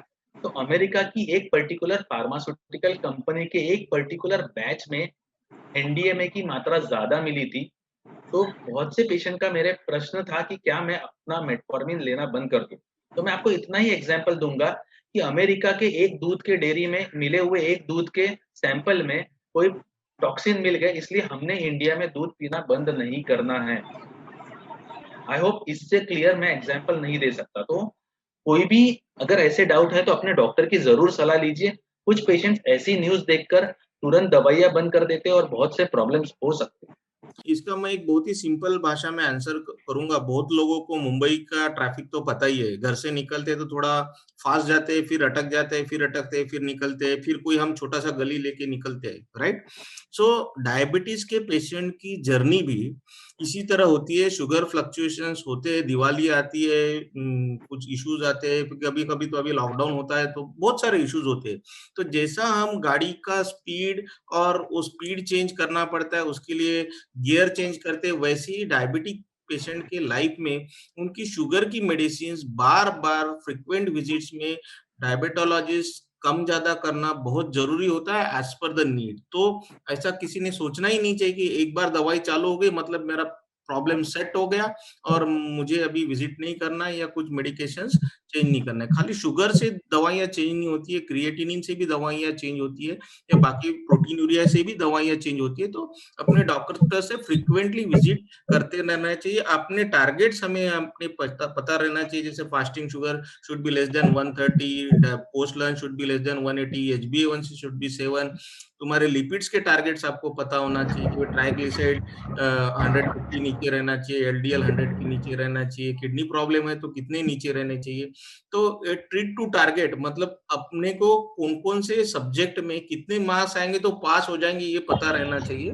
तो ये बहुत ही इंपॉर्टेंट चीज है। ये क्वेश्चन एक पेशेंट ने पूछा था, कैटरेक्ट सर्जरी के लिए क्या शुगर होना चाहिए, इसलिए मैंने यहाँ पर लिख दिया है ये आज के टॉपिक से कोई संबंधित नहीं है, लेकिन सिंस एक क्वेश्चन पूछा था तो मैंने यहाँ पर लिख दिया था। अभी हम नेक्स्ट क्वेश्चन लेंगे, can we maintain sugar level through exercise, please share the exercise. देखिए इसके बारे में हम एक स्पेशल एपिसोड रखेंगे, लेकिन एक्सरसाइज से कंट्रोल होना चाहिए। अगर आपने देखा होगा तो कोई भी डॉक्टर सबसे पहले आपको डाइट एंड एक्सरसाइज ही कहता है। डाइट कहा जाता है पहले नंबर पे, एक्सरसाइज दूसरे नंबर पे कहा जाता है, और बाद में मेडिसिन आते हैं। लेकिन प्रॉब्लम क्या है, आज के जमाने में किसी को भी ये नहीं करना है, किसी को भी ये नहीं करना है, सबको दवाई ले लेनी है तुरंत और ठीक हो जाना है। This is the problem. So see I think हर एक पेशेंट ने समझना चाहिए कि एक्सरसाइज का बहुत बड़ा रोल है। अगर आपने देखा होगा तो मेरे क्लिनिक में केबिन के बाहर ही लिखा है, बोरीवली के क्लिनिक में केबिन नंबर 1 के बाद बाहर कि those who do not have time for exercise will sooner or later have to find time for illness. तो दैट इज व्हाट सभी को ये समझना चाहिए। Diabetes is under control but creatinine level has increased from 1.3 to 1.56। ये एक patient का question है जिन्होंने अपना नाम मेंशन नहीं करने को कहा है, प्राइवेटली क्वेश्चन पूछा है। तो इनका क्वेश्चन है कि मेरा डायबिटीज कंट्रोल होने के बावजूद मेरा क्रिएटिनिन क्यों बढ़ा है 1.3 से 1.6 तक, 1.3 से 1.56 तक क्यों बढ़ा है? अनूप जी इसके बारे में जरा तो बताइए। ये चीज को बहुत ही समझना जरूरी है कि आपका डायबिटीज कंट्रोल में है फिर भी क्रिएटिनिन क्यों बढ़ता है। सी क्रिएटिनिन बढ़ता है मतलब किडनी का काम कम होता है, और किडनी का काम कम होता है मतलब किडनी की फंक्शनल कैपेसिटी कम होती है, और इसके लिए मल्टीपल चीजें कारणीभूत होती है। जैसे कि अभी आपका शुगर कंट्रोल में है, लेकिन इसके पहले जो डायग्नोसिस ही नहीं हुआ था तभी शुगर जो अनकंट्रोल्ड था, या तो जो लंबा ड्यूरेशन का जो डायबिटीज होता है उसके वजह से जो किडनी पे इम्पैक्ट आता है, या जो फिर अनकंट्रोल्ड ब्लड प्रेशर की वजह से जो इम्पैक्ट आता है उसके वजह से क्रिएटिनिन स्लोली स्लोली बढ़ता है। सी हमारी किडनी में ना फिक्स नंबर ऑफ नेफ्रॉन होते हैं। हमारा जो किडनी का जो फिल्टर होता है उसमें फिल्ट्रेशन के जो चैनल है वो पैदा ही जब पर्सन होता है तो फिक्स नंबर रहते हैं, और धीरे धीरे धीरे जैसी नॉर्मल उम्र बढ़ती है वो कम कम उसकी फंक्शनिंग कैपेसिटी कम कम होती है। लेकिन अगर किसी को डायबिटीज है तो वो तेजी से कम होने की संभावना रहती है, जिसको ब्लड प्रेशर है उसको तेजी से कम होने की संभावना रहती है। इसीलिए उन चीजों को कंट्रोल करना बहुत ही आवश्यक होता है। साथ में जब भी ये क्रिएटिनिन बढ़ता है शुगर कंट्रोल रहने के बावजूद, तो हमें बाकी चीजें जो होती है ये जो कंट्रीब्यूट कर सकती है कि कोई मेडिकेशन इनटेक हुआ है क्या, क्या कोई इन्फेक्शन हुआ है क्या, या फिर अदर चीजें जो हो सकती है जो कंट्रीब्यूट करती है किडनी प्रॉब्लम के लिए, उसका इवैल्यूएशन बहुत ही जरूरी हो जाता है। तो I think in general forum यहाँ तक उसका मैं आंसर दे पाता हूँ, लेकिन इंडिविजुअल 1 to 1 इसका एनालिसिस करना बहुत ही जरूरी हो जाता है। डॉक्टर साहब, या गुड मॉर्निंग डॉक्टर प्रदीप, ये मेरा सवाल था। राजेश बोल रहा हूँ। I am I remember. हाँ, so तो actually आप my Microsoft visit, में काम करते हैं, HP में। हाँ, मैं my visit is due। Diabetes control में है, ओके। ये मैं बीच में मुझे ना एक दिन हरारत या बुखार जैसा हो गया था, और जो आपने डाइट बोली है ना, मतलब keeping sodium completely out, I am maintaining that. Except that ये कोरोना काल में मैं एक्सरसाइज नहीं कर पाया हूँ, या वॉकिंग जो एक थोड़ा ब्रिस्क वॉकिंग करता था। तो anyway I'll be seeing you, but thanks for answering the question. Next question है same question is my also. अभी जो उन्होंने क्वेश्चन पूछा है वो सेम क्वेश्चन मेरा भी है। क्या क्वेश्चन है आपका? सी राइट, इनका क्वेश्चन ये था कि इंस्पाइट ऑफ ट्राइंग एवरीथिंग मेरा क्रिएटिनिन बढ़ गया है 1.3 से 1.56, या ऐसा होता है। देखो उसका रीजन मैंने आपको बताया कि देखो एक चीज को समझो कि अगर यंग पर्सन है, 20 साल का अगर कोई पर्सन है या 40 साल का एक पर्सन है, और उसका क्रिएटिनिन अगर 1 है तो उसका किडनी की काम करने की शक्ति जो है 100% होती है। और कोई अगर 70 ईयर ओल्ड पर्सन है और उसका क्रिएटिनिन 1 है, तो दैट डजंट मीन कि उनका किडनी का काम 100% होता है, बट हाँ उनके एज के लिए वो किडनी सफिशिएंट होती है। यूजुअली हम न्यूरोलॉजिस्ट कोई भी किडनी की क्षमता जानने के लिए क्रिएटिनिन क्लियरेंस नाम का एक फॉर्मूला यूज करते हैं, या तो फिर बहुत बार अभी किडनी के रिपोर्ट में लिखा भी होता है कि जीएफआर वो यूज करते हैं। That is more accurate measure, estimated GFR उसको बोलते हैं, या फिर हम उसको फार्मूला कैलकुलेट करके भी देखते हैं।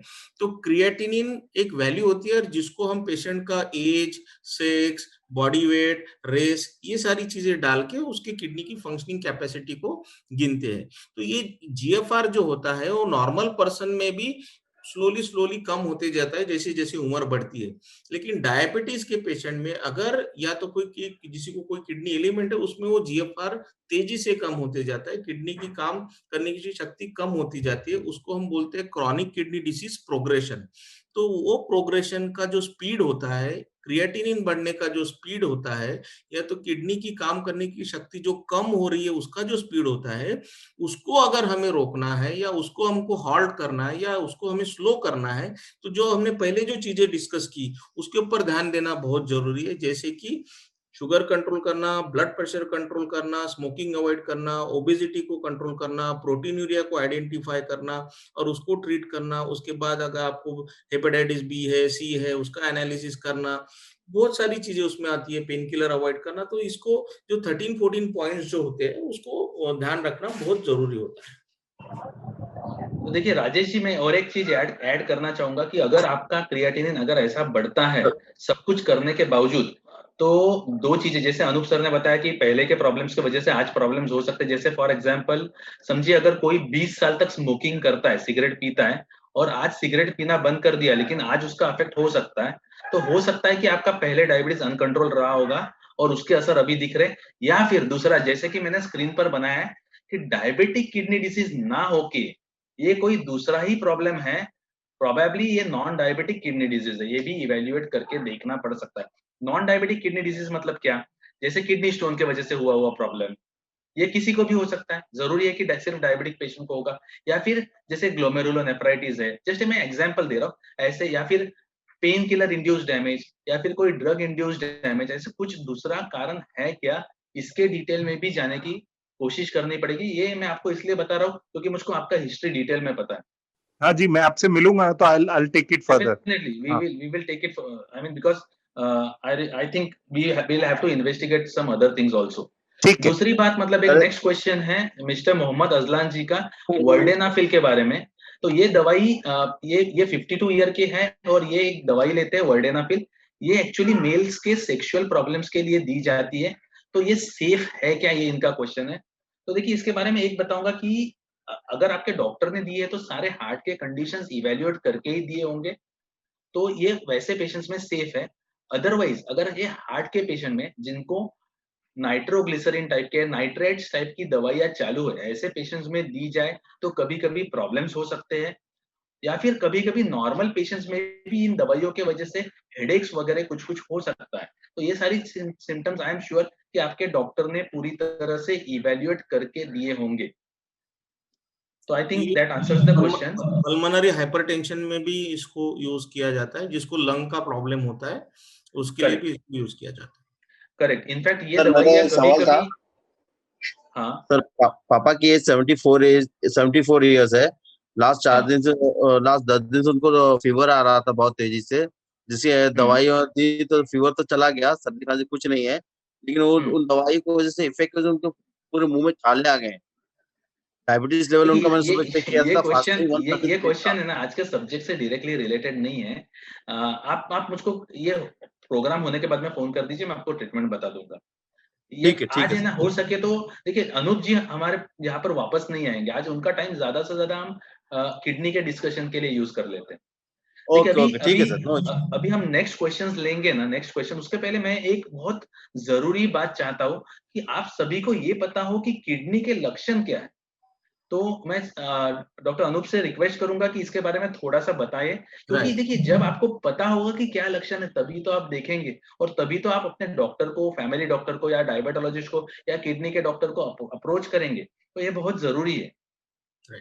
तो सबसे कॉमन सिम्टम या सबसे कॉमन लक्षण अगर किडनी डिसीज का कोई है तो असिम्टोमेटिक, मतलब कोई भी तकलीफ नहीं है। ये जो यहाँ लिखा है इसके ऊपर ध्यान न देते हुए मैं जो बोल रहा हूँ उसको आप प्लीज सुनिए। जैसे कि अगर बोरिवली से निकली हुई एक ट्रेन जो चर्चगेट की तरफ जा रही है, उसको अंधेरी में पकड़ लिया और सारे पेशेंट्स के या सारे पर्सन को नीचे पकड़ के सबका जबरदस्ती चेक करवाया, तो बहुत सारे ऐसे लोग हमें मिलेंगे कि जिनको ऑफिस जाने की जल्दी है, लेकिन शुगर चेक किया तो शुगर हाई आएगा, उनका डायबिटीज डायग्नोज होगा, राइट। वैसे ही बहुत सारे पेशेंट्स को अगर हम सबको स्क्रीन करेंगे तो किसी का न किसी का यूरिन में अल्ब्यूमिन मिलेगा, किसी का न किसी का क्रिएटिनिन हाई आ सकता है या ज्यादा आ सकता है, नॉर्मल से ज्यादा आ सकता है। इसमें एक मिनट में ऐड करना चाहूंगा। देखिए, जैसे कि मैं हमारे अपने पेशेंट्स को हमेशा कहता हूँ कि no symptom is the most common symptom of diabetes. मतलब कोई भी लक्षण न होना ये मधुमेह का, डायबिटीज का सबसे कॉमन लक्षण है। वैसे ही अनूप सर बता रहे हैं कि किडनी प्रॉब्लम का कोई भी लक्षण न होना ये सबसे कॉमन लक्षण है, और इसी से हमको पता चलता है कि क्यों बीच बीच में टेस्ट करवाना जरूरी है। हाँ, सॉरी अनूप सर, आप कंटिन्यू कीजिए। राइट। तो इसीलिए इम्पोर्टेंट ये है कि हमें सबसे पहले टेस्ट करना है, ताकि कोई भी प्रॉब्लम आने से पहले हम उसे डायग्नोज कर सके। जब सपोज किसी को बहुत थकावट लगती है, सांस फूलता है, पैरों में सूजन आती है, या भूख नहीं लगती, उल्टी जैसा लगता है, खाना देख के उल्टी जैसा फीलिंग आता है, वजन तेजी से घट रहा है या तेजी से वजन बढ़ रहा है, ये सारे जब प्रॉब्लम्स होते हैं तो हम उसको सस्पेक्ट करना चाहिए कि किडनी प्रॉब्लम हो सकता है क्या। वोमिटिंग होना या पोटेशियम हायर साइड पे रहना या छाती में धड़कन तेज रहना, ये सारे प्रॉब्लम भी किडनी के रिलेटेड हो सकते हैं। पेशाब में जलन होना या फिर पेशाब में झाग आना, पेशाब करने के बाद फ्लश करता है तो बहुत सारा झाग आना, ये सारे प्रॉब्लम भी किडनी से रिलेटेड हो सकते हैं। बहुत बार स्कूल गोइंग चिल्ड्रंस जब वो वॉशरूम में जाते हैं तो मस्ती करते हुए बोलते हैं, हमारा जो पेशाब का जो धार जो गिरता है इसका बहुत फास्ट जाता है, लेकिन हमारा वहीं पे गिरता है। इवन ये भी सिम्टम्स किडनी से रिलेटेड हो सकता है। चेहरे पे सूजन आना, मसल पेन होना, bowel and bladder habits alter होना, तो ये जो कॉमन चीजें हैं, ये सारे सिम्टम्स जो हम वर्क स्ट्रेस को लेके बोलते हैं कि हमें स्ट्रेस है इसलिए थकावट लगती है या जल्दी नींद आती है, लेकिन बेड पे जाने के बाद नींद नहीं आती है, स्लीप प्रॉब्लम होता है, खुजली आती है, ईचिंग होता है, पैरों में मूंगी चलती है, ये सारे प्रॉब्लम्स किडनी के रिलेटेड हो सकते हैं। जब एडवांस प्रॉब्लम होता है किडनी का, जब क्रिएटिनिन 6, 7, 8, 9, 10 होता है, तो किसी को सरदर्द होना, चक्कर आना और झटका आने का भी प्रॉब्लम हो सकता है। सर, मुझे एक क्वेश्चन पूछना है। बोला। हेलो, मेरे हस्बैंड को है 3 साल से डायबिटीज है। उनका स्किन एकदम टैन हो रहा है, एकदम काला काला हो रहा है उनका स्किन, आर्म प्लीट्स और फोरहेड वगैरह एरिया, और एकदम पतले होते जा रहे हैं। सिर्फ फोरहेड पर ही हो रहा है? नहीं, फुल स्किन पे, चिक्स पे भी पिगमेंटेशन, हाइपोपिगमेंटेशन जैसे दिख रहा है। देखिए, ये हाइपर पिगमेंटेशन काफी कारणों के वजह से हो सकता है। डायबिटीज से अनरिलेटेड होने के चांसेस ज्यादा है। डायबिटीज से रिलेटेड के अगर एक कुछ विशिष्ट जगह पर होता है, जैसे गर्दन पे, बगल में हो रहा है, नेक का टैन हो रहा है, आर्मपिट्स भी हो रहे हैं, एकदम डार्क अगर आर्मपिट और गर्दन पे होता है तो चांसेस है कि ये डायबिटीज के वजह से है, जिसको एकैंथोसिस कहते हैं। अगर पूरी स्किन पे होता है तो ये एमिलोइडोसिस ऑफ द स्किन करके हो सकता है, जो डायबिटिक पेशेंट्स में काफी कॉमन होता है। उसमें इचिंग भी बहुत होता है। क्या ड्राई हो जाता है, इचिंग होता है बहुत ज्यादा? नहीं, ड्राई नहीं है, इचिंग उनका भी नहीं है। और ब्लड प्रेशर कैसा रहता है? उनको पसीना आता है क्या? नॉर्मल है, बीपी भी नॉर्मल है, और अभी डायबिटीज भी 10 डेज पहले डॉक्टर से कंसल्ट किया, सब नॉर्मल है। आई थिंक इसके लिए इवैल्यूएशन लगेगा। आप डॉक्टर प्रदीप को मिलिए। मोस्टली कॉर्टिसोल लेवल या फिर हाइपोएड्रेनलिज्म या हाइपरएड्रेनलिज्म, वो सब रूल आउट करना पड़ेगा। करेक्ट। कभी-कभी गुर्दों के ऊपर जो ग्लैंड होते हैं ना, एड्रिनल्स, उसके वजह से भी ये सारे लक्षण हो सकते हैं कभी-कभी। ओके, तो ये लाइट हो जाएगा ना ऐसे, क्योंकि दिन के दिन ज्यादा ही डार्क हो रहे हैं। अब हम कॉमन फोरम में डिस्कस कर रहे हैं। आई थिंक आपको इन पर्सन आके डॉक्टर को मिलना पड़ेगा। और कैसा है पता है, ये बहुत ही स्पेसिफिक चीज है ना, कि स्किन डिजीज में है ना, जब तक आप देखते नहीं है तभी तक आप डायग्नोज नहीं कर सकते, बहुत डिफिकल्ट होता है। ओके, अभी हमने नेफ्रोलॉजिकल कॉज लक्षण तो समझ लिए, अभी कुछ यूरोलॉजिकल लक्षण समझ लेते हैं अनूप सर से। तो मैंने यहाँ पर कुछ लिखा है, डॉक्टर अनूप इसके बारे में बताएंगे। तो ये लक्षण भी बहुत कॉमन होते हैं डायबिटीज पेशेंट में। कभी कभी ये डायबिटीज से रिलेटेड हो सकते हैं, लॉन्ग स्टैंडिंग डायबिटीज से, कभी कभी इसका कोई डायबिटीज से कनेक्शन नहीं हो सकता है, और कभी कभी ये ऐसी डिजीजेस के वजह से होते हैं जो आम आदमी के मुकाबले डायबिटिक पेशेंट में थोड़े ज्यादा होते हैं। जैसे for example prostate cancer. Prostate cancer आम आदमी के मुकाबले डायबिटिक पेशेंट्स में होने की चांसेस ज्यादा होती।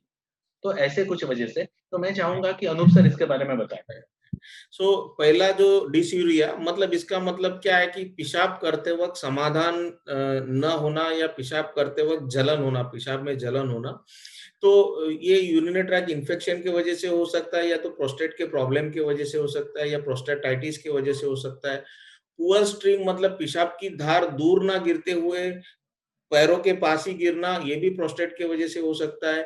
उसके बाद में जो फ्रीक्वेंसी बढ़ना, ये इन्फेक्शन की वजह से हो सकता है। बहुत बार हेजिटेंसी रहता है, मतलब पेशेंट को यूरिन करने का है बट यूरिन आता ही नहीं है, या बहुत बार प्रेसिपिटेंसी होती है, मतलब यूरिन करने का है लेकिन बाथरूम तक जाते तक उसको लीक हो जाता है, तो उसको हम स्ट्रेस इनकॉन्टिनेंस भी कहते हैं। फीमेल में ये काफी कॉमन होता है, छींक आने पे यूरिन लीक हो जाना, या फिर कोई वजन उठाते हैं या खांसी करते हैं तो यूरिन लीक हो जाना। मोस्टली अगर डायबिटिक है तो ब्लैडर का वीकनेस की वजह से ऐसा हो सकता है, या फिर मल्टीपल प्रेगनेंसीज है, या उनके जब डिलीवरी हुई थी उस समय अगर डिलीवरी के लिए बहुत ज्यादा समय लगा था तो उसकी वजह से भी ऐसा हो सकता है। बहुत बार पेशाब होता ही नहीं है, पेशाब अटक जाता है, उसको हम यूरिनरी रिटेंशन भी बोलते हैं। बहुत बार इमरजेंसी जाके पेशाब की नली लगाना पड़ता है। मेल कैंडिडेट में ये प्रोस्टेट की वजह से होता है, और फीमेल कैंडिडेट में ये बहुत रेयर होता है, लेकिन अगर ऐसा होता है तो सोनोग्राफी करके उसका कारण भी ढूंढना पड़ता है।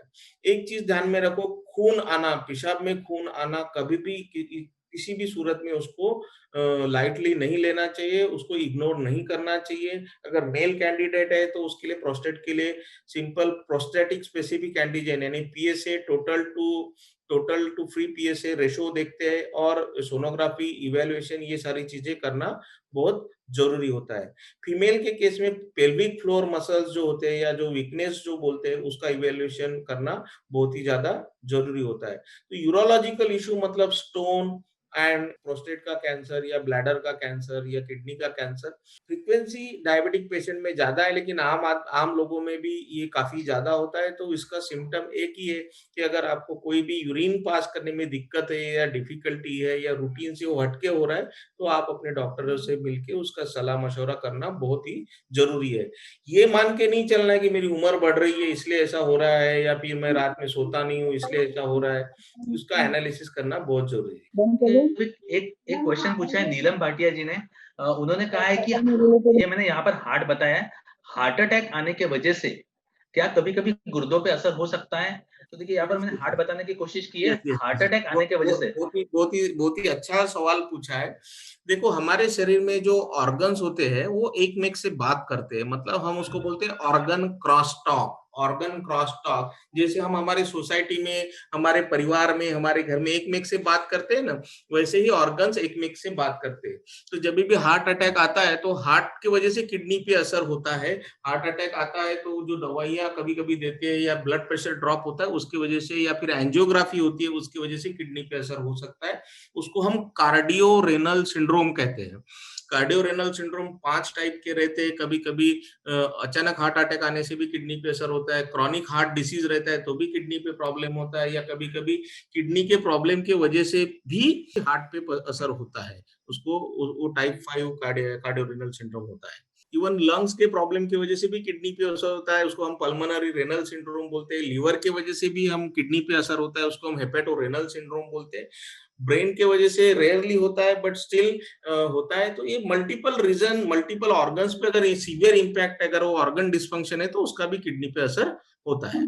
ओके, देखिए अभी थोड़ा बहुत आप किडनी स्टोन, अभी टाइम कम है तो थोड़ा रैपिड फायर करेंगे, और जो क्वेश्चंस आ चुके हैं उसके बारे में तो ऑलमोस्ट खत्म होने को आ गए। एक ही क्वेश्चन बचा है। एक पेशेंट ने पूछा, यंग पेशेंट है, उन्होंने पूछा है, मैं नाम नहीं लेता उनका, उन्होंने कहा है कि मुझको डायलिसिस चालू है, डायलिसिस करते समय मेरा डायबिटीज कम हो जाता है और मुझको पसीना आने लगता है। तो देखिए इसके बारे में बताऊंगा कि डायलिसिस के वक्त आपके डॉक्टर से बात कीजिए और अप्रोप्रिएटली उस दिन के लिए दवाइयां थोड़ी चेंज करवा के लीजिए, क्योंकि क्या होता है डायलिसिस के वक्त अदरवाइज भी शुगर ड्रॉप होता है, इसके बारे में डॉक्टर अनूप को मैं तुरंत से बताने के लिए रिक्वेस्ट करूंगा कि किस प्रकार से डायबिटीज के वक्त क्यों शुगर कम होता है और क्या होता है एग्जैक्टली, उसके बारे में थोड़ा सा अनूप जी जरा बताइए। राइट, मतलब डायबिटीज की वजह से अचानक शुगर कम होने का कारण पूछ रहे हैं आप, राइट? डायलिसिस की वजह से। डायलिसिस की वजह से, राइट। सो जो पेशेंट्स डायलिसिस पे रहते हैं, वो जब डायलिसिस होता है तो शरीर में से जब पॉइजन निकलता है या जो यूरेमिक पॉइजन निकलता है, उसके साथ शुगर भी काफी ब्लड शुगर भी फिल्टर आउट हो जाती है, इसलिए वो शुगर ड्रॉप डायलिसिस के समय हो सकती है। लेकिन जैसा कि मैंने शुरुआत में कहा कि इंसुलिन जो शरीर में रहता है उसको रेगुलेट करने का काम किडनी करती है, और किडनी का काम जब फ्लक्चुएट होता है तो वो इंसुलिन लेवल भी फ्लक्चुएट होती है, इसकी वजह से शुगर लेवल ज्यादा फ्लक्चुएट होती है किडनी के पेशेंट में। अनूप जी थोड़ा किडनी स्टोन के बारे में बताइए, क्योंकि ये बहुत ही कॉमन प्रॉब्लम होता जा रहा है। यंग पेशेंट्स आते हैं, काफी बार ऐसा होता है कि वो फर्स्ट टाइम हमारे पास आते हैं डायबिटीज के लिए, न्यूली डिटेक्टेड डायबिटीज के लिए, और हम तो जस्ट एक रूटीन टेस्ट ऑर्डर कर देते हैं क्रिएटिनिन, और क्रिएटिनिन बहुत हाई आ जाता है। और जब इन्वेस्टिगेशन उसके पीछे हम जब पढ़ जाते हैं कि ये क्रिएटिनिन हाई क्यों है, तब पता चलता है कि एक्चुअली ये किडनी स्टोन के वजह से है। तो थोड़ा बहुत किडनी स्टोन के बारे में बताइए कि क्या लक्षण हो सकते हैं और कैसे लोगों को पता चले कि मुझको किडनी स्टोन भी हो सकता है, और कैसे वो उसका तुरंत निदान के लिए डॉक्टर के पास पहुंचे। राइट, एक्चुअली किडनी स्टोन बहुत ही कॉमन प्रॉब्लम है, और अभी जैसे जैसे यंग एज में भी काफी कॉमनली पाया जाता है। तो इसका मुख्य कारण ये है कि पानी की कमी, लिक्विड इंटेक का कमी होना, और जो मॉडर्न फूड जो है, फास्ट फूड जो है, वो उसकी वजह रहना। तो कैल्शियम ऑक्सलेट या मीट का फूड में ज्यादा कंजम्पशन रहना, या यूरिक एसिड हाई रहना, ये सारी चीजों की वजह से किडनी स्टोन बहुत कॉमनली होते हैं, और असिम्प्टोमेटिक होते हैं इनिशियली, और बाद में वो सिम्टम्स दिखाते हैं। किडनी से जब यूरिन नीचे आती है, वो पाथ को ऑब्स्ट्रक्ट करते हैं, किडनी में स्वेलिंग करते हैं, और उनका फिर सर्जरी करना होता है। एक चीज ध्यान में रखिए, जितनी बार भी किडनी को सर्जरी लगेगा या किडनी स्टोन के लिए ट्रीटमेंट लगेगा, तो बार बार जो इंस्ट्रूमेंटेशन होता है उसकी वजह से भी लॉन्ग टर्म किडनी में इम्पैक्ट होता है। लेकिन वो करना भी उस समय जरूरी रहता है, अगर ना करेंगे तो बहुत ज्यादा प्रॉब्लम होते हैं। इसीलिए prevention is the best solution. तो इसके लिए adequate amount of hydrated state रखना बहुत ही ज्यादा जरूरी है। फ्लूइड इनटेक कम से कम, जिसको किडनी प्रॉब्लम नहीं है उसको कम से कम 2 से 2.5 लीटर रखना जरूरी है। और ह्यूमिड एनवायरनमेंट में काम करते हैं, स्पेशली ध्यान रखना जरूरी है, हाइड्रेशन स्टेटस मेंटेन रखना जरूरी है। जिस भी पेशेंट को किडनी स्टोन है, उनको रिकरेंस होने का, मतलब एक बार स्टोन निकल दे तो वापस लाइफ टाइम में दोबारा होने का चांस मोर देन 50% रहता है।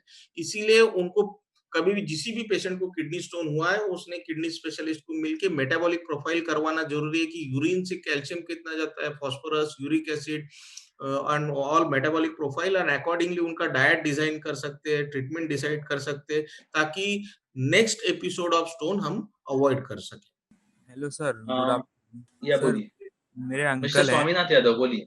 जी सर, अंकल है, उनका ट्रीटमेंट 2 साल से चल रहा है, मेडिसिन 2 साल से खा रहे हो, ओके और उनका ड्यूरेशन 6 मंथ का दिया था सर। ओके उनका मेडिसिन अभी चल रहा है यूरिमैक्स डी, रोशुएसन 20, टेप्लेना, टेनेप्ला, और ग्लिजिडैम और फोर्शिगा चल रहा है सर। ओके जी सर, अभी उनका डायबिटीज जो है अभी वो नॉर्मल है।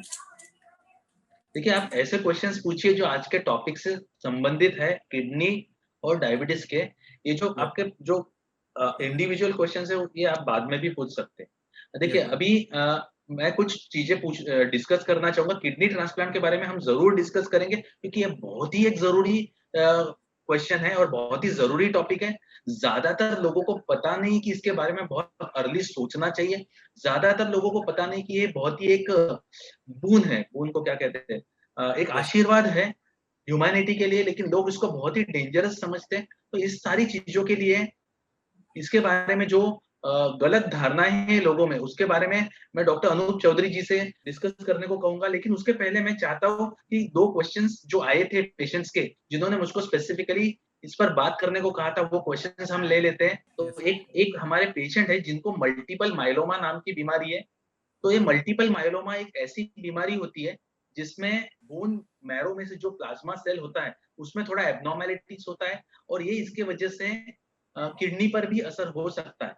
तो मैं अनूप जी से ये कहूंगा कि इसके बारे में थोड़ा सा बताइए, और मैंने एक समझने के लिए एक छोटा सा डायग्राम यहाँ पर एक बना के रखा है, तो आई होप वो शायद यूजफुल हो सकता है। जो नाम है मल्टीपल मतलब एक से ज्यादा, मल्टीपल मतलब एक से ज्यादा। माइलोमा मतलब क्या होता है कि हमारे शरीर में प्रोटीन्स जो कैपा लैम्बडा जो लाइट चेन प्रोटीन्स होते हैं, वो प्रोटीन का प्रोडक्शन एक फिक्स रेशो में होता है। मतलब क्या कैपा अगर एक बनता है तो लैम्बडा भी एक ही बनता है। लेकिन अगर कोई रीजन से अगर कैपा 100 बने और लैम्बडा एक ही बने तो रेशो अल्टर्ड हो जाता है। जैसे कि हम दूध पीते हैं और दूध में अगर 2 ड्रॉप नींबू आ जाए तो दूध फट जाता है और दूध का पूरा आर्किटेक्चर चेंज हो जाता है। तो जब हम दूध का लिक्विड स्टेट पूरा डिस्ट्रक्शन हो जाता है और उसका दूध का दही बन जाता है, दूध फट जाता है। तो सिमिलरली जब हमारे ब्लड में कैपा और लैम्बडा नाम के जो प्रोटीन्स होते हैं, जो लाइट चेन होती है, उसका रेशो अगर एबनॉर्मल हो जाए तो ये जो ब्लड किडनी से जब फिल्टर होता है तो जो एक्सेस अमाउंट ऑफ जो लाइट चेन होता है वो वहां किडनी में फंसना चालू हो जाता है। जैसा कि हमने डिस्कस किया, किडनी एक चलनी की तरह होती है, लेकिन अगर वो प्रोटीन एक्सेस रहेगा तो वहां जाके फंसना चालू होता है और किडनी की वर्किंग कैपेसिटी धीरे धीरे कम होना चालू होती है। किडनी का जो फंक्शन है वो कम होता है और क्रिएटिनिन बढ़ने लगता है और यूरिन में प्रोटीन जरूरत से ज्यादा अपीयर होना चालू होता है। तो इसी को हम मल्टीपल माइलोमा कहते हैं। जब ये सिचुएशन आती है तो ब्लड में एबनॉर्मल या बोन मैरो में एबनॉर्मल प्लाज्मा सेल्स दिखते हैं और इसको इजीली ट्रीट किया जा सकता है कीमोथेरेपी के द्वारा। और ये कीमोथेरेपी बहुत ही सादी सरल होती है और काफी असरकारक भी होती है।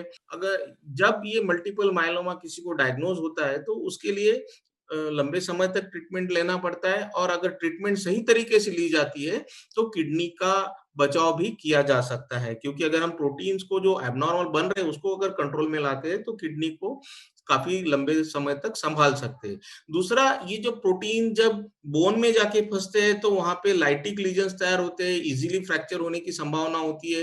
ये प्रोटीन जब हार्ट में जाके फंसते हैं तो हार्ट का फंक्शन कम होता है, ब्रेन में जाके फंसते हैं तो वहां के ब्रेन की फंक्शनिंग कैपेसिटी कम होती है। तो इन शॉर्ट ये प्रोटीन का प्रोडक्शन कम करना ही इसका ट्रीटमेंट होता है। आई थिंक इस आपको इस सरल भाषा में मैं चाहूंगा कि डॉक्टर अनूप जी Yes. मैं चाहूंगा कि अनूप जी थोड़ा बहुत हमें पॉलीसिस्टिक किडनी डिजीज के बारे में बताएं। तो देखिए, ये डिजीज उतना अनकॉमन भी नहीं है जितना लोगों को लगता है, और ये एक ऐसा प्रॉब्लम है जिससे श्योर शॉट आपका किडनी एक दिन फेल हो ही सकता है।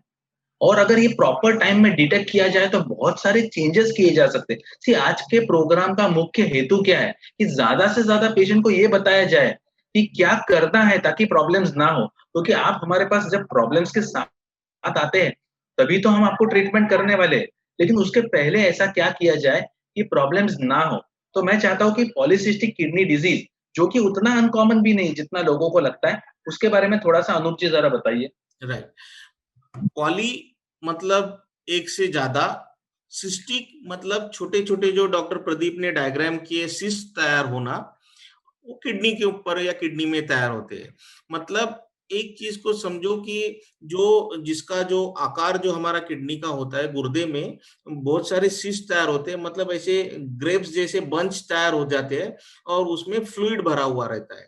तो ये जो पॉलीसिस्टिक किडनी डिसीज होती है, जेनेटिक बीमारी होती है, 2 टाइप के रहते हैं। चाइल्डहुड में जब ये होता है तो वो जनरली उसका प्रोग्नोसिस बैड होता है, लेकिन आमतौर पे है ये हम एडल्ट लोगों में देखते हैं और वो सोनोग्राफी पे पता चलता है कि किडनी की साइज बढ़ी हुई है।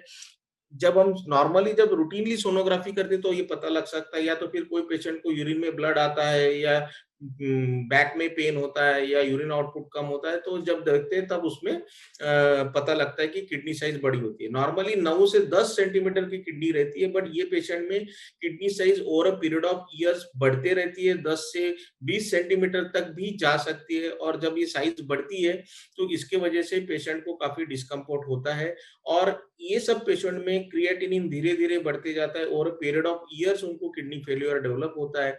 यूजुअली यूरिन आउटपुट मेंटेन रहता है, लेकिन इसके डायग्नोसिस के लिए किडनी में सिस्ट होना, मल्टीपल सिस्ट होना जरूरी होता है। साथ में लीवर में भी सिस्ट होती है इसके ये पेशेंट्स में। पेशेंट्स को ओरी में भी सिस्ट होती है अगर फीमेल पेशेंट है तो, या कुछ कुछ पेशेंट्स में ब्रेन में भी जो ब्लड वेसल्स होती है उसमें भी एन्यूरिज्म्स होते हैं और उसकी वजह से कभी-कभी सीवियर ट्यूमेंडस हेडेक होता है और ब्रेन में ब्लीडिंग भी हो सकता है।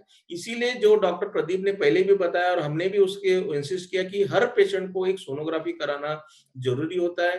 जो पॉलीसिस्टिक किडनी डिसीज जो होता है वो डायबिटीज एज नॉन डायबिटिक दोनों में हो सकता है, बल्कि ये जेनेटिक होने की वजह से अगर समझो पिताजी को है तो बच्चों में होने की प्रोबेबिलिटी इसकी 50% रहती है।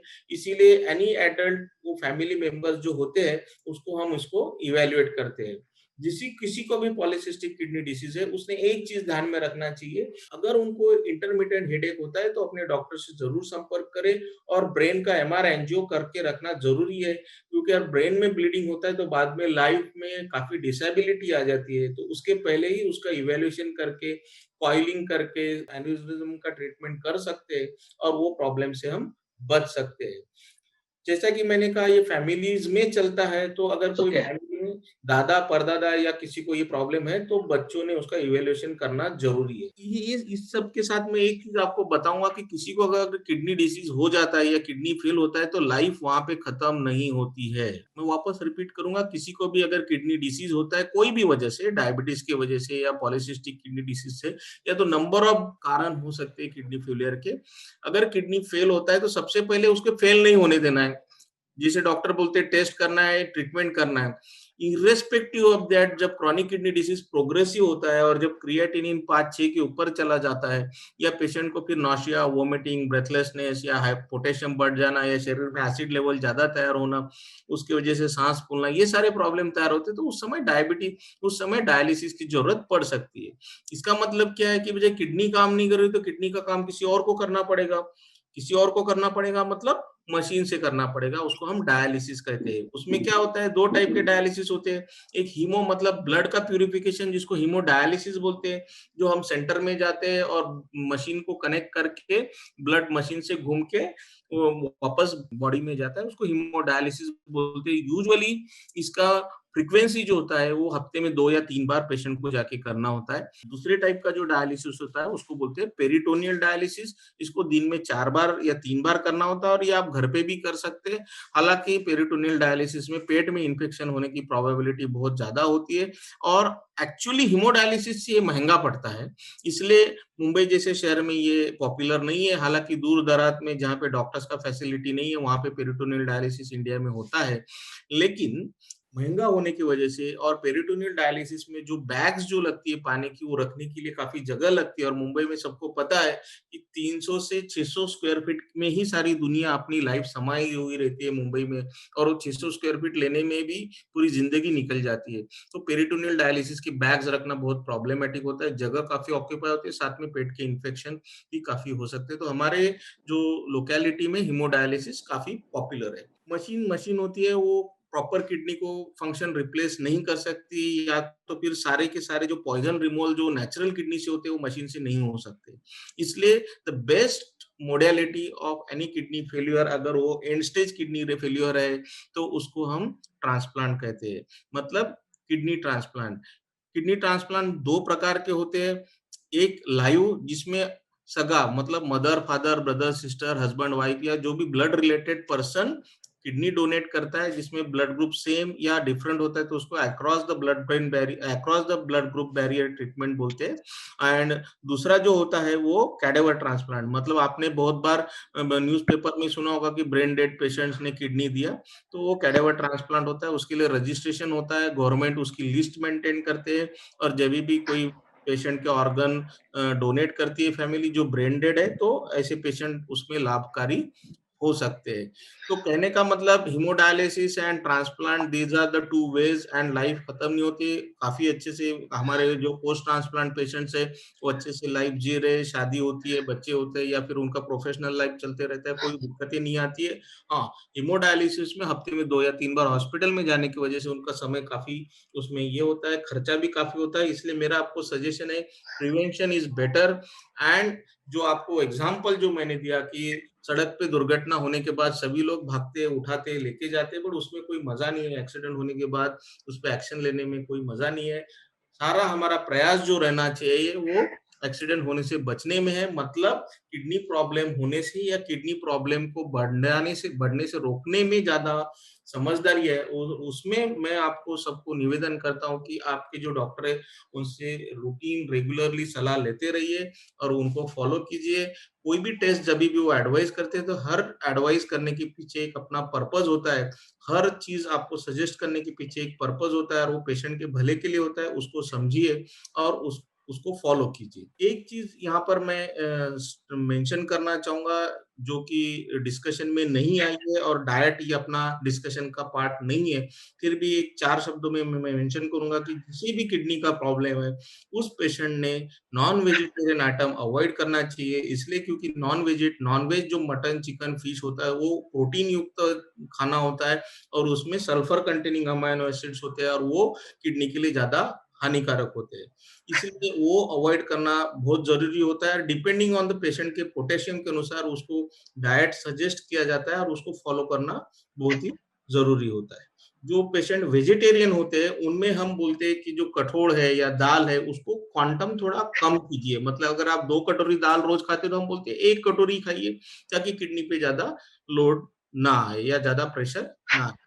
आई थिंक डॉक्टर प्रदीप हमने काफी उसको कवर किया, और कुछ आपको पूछना चाहेंगे मैं आप? जाते जाते यही कहना चाहूंगा कि मेन एम ये प्रोग्राम का ये था कि आपको ज्यादा से ज्यादा एडुकेट किया जाए, उसी के साथ 2 मैसेज जरूर देना था कि अर्ली इंटरवीन करें, अर्ली अपने लक्षणों को अर्ली स्टेज में डिटेक्ट कीजिए ताकि आपके कॉम्प्लिकेशंस प्रिवेंट हो।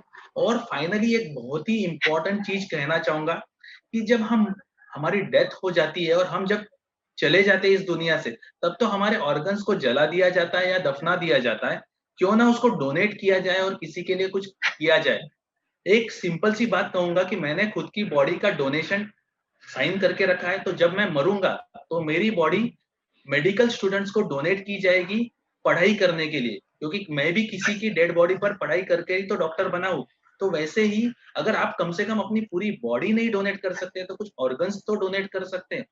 हम मरने के बाद में शायद हमारी बॉडी किसी के काम में आए, हमारे ऑर्गन्स किसी के काम में आए। तो एक बहुत जरूरी मैसेज देना चाहता हूँ कि डोनेशन के बारे में थोड़े जागरूक होइए, लोगों को जागरूक कीजिए, क्योंकि हमारे देश में लोगों को जरूरत है ऑर्गन्स की और उनको ऑर्गन्स नहीं मिल रहे। फाइनली सभी को ये प्रोग्राम अटेंड करने के लिए थैंक्स कहना चाहूंगा, and do continue attending our program. We will definitely keep conducting such programs in future. Yeah, thank you. Thank you, Dr. Pradeep, for giving me an opportunity to interact with the patients, and thank you all attendees. Thank you very much.